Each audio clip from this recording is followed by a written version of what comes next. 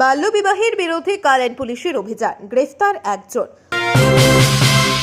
অসম police বাল্যবিবাহ রোধে ফের সক্রিয় হয়ে উঠেছে। 2026 সালের মধ্যে অসমকে সম্পূর্ণরূপে বাল্যবিবাহ মুক্ত করতে মুখ্যমন্ত্রীর উদ্দেশ্যে এই উদ্দেশ্য সফল করে তুলতে কাছাড় জেলা প্রশাসনও মাঠে নেমে পড়েছে।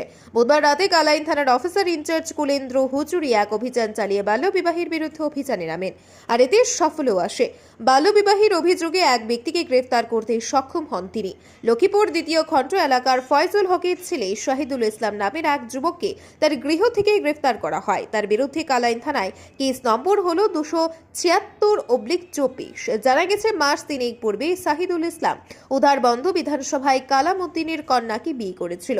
বিয়ের সময় কালামউদ্দিনের কন্যার বয়স 17 বছর ছিল। এই কথা স্বীকার করেছে ধৃত শাহিদুল ইসলাম। সুধীর দর্শক, আপনারা আমাদের আজকের বরাক ইউটিউব সাবস্ক্রাইব এবং ফেসবুকে ফলো করতে ভুলবেন না কিন্তু। বাল্যবিবাহের বিরুদ্ধে কারেন্ট পুলিশের অভিযান, গ্রেফতার একজন।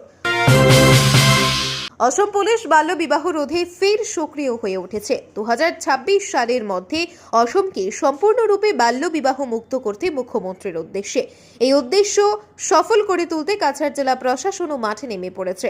বুধবার রাতে কালাইন থানার অফিসার ইনচার্জ কুলেন্দ্র হুজুরি এক অভিযান চালিয়ে বাল্যবিবাহের বিরুদ্ধে অভিযানে নামেন, আর এতে সফলও আসে।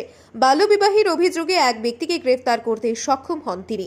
লক্ষ্মীপুর দ্বিতীয় খণ্ড এলাকার ফয়জুল হকের ছেলে শাহিদুল ইসলাম নামের এক যুবককে তার গৃহ থেকে গ্রেফতার করা হয়। তার বিরুদ্ধে কালাইন থানায় কেস নম্বর হলো 276/24। জানা গেছে মাস 3 পূর্বে শাহিদুল ইসলাম উধারবন্দ বিধানসভায় কালামউদ্দিনের কন্যাকে বিয়ে করেছিল। বিয়ের সময় কালামউদ্দিনের কন্যার বয়স 17 বছর ছিল। এই কথা স্বীকার করেছে ধৃত শাহিদুল ইসলাম। সুধীর দর্শক, আপনারা আমাদের আজকের বরাক ইউটিউব সাবস্ক্রাইব এবং ফেসবুকে ফলো করতে ভুলবেন না কিন্তু।